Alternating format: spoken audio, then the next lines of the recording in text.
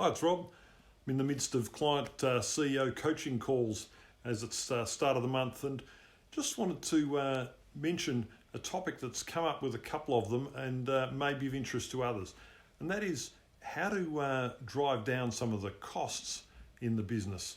And now at the moment, obviously that's pretty much a COVID-driven exercise, but obviously there's good value in having a focus on your costs at any stage in a business cycle.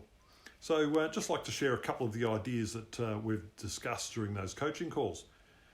The first one is, what are those parts of your good or service delivery that actually add no value to the customer experience? So there's an opportunity to say, how do we understand what the customers really value about what we do and be bold enough to cut out the rest? How could you map those things out and just get a bit tough on the lower value parts of your value proposition that the customers care less about? The second thing is how to avoid being what one of my clients call busy fools, driving out products and services that don't make money and often into a client cluster that doesn't make money.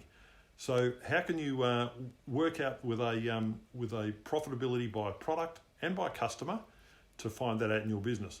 One of my clients did this and they worked out that nearly all their profit was from 4% of their products. So you can imagine the saving that you can make if you trim out all the unnecessary products.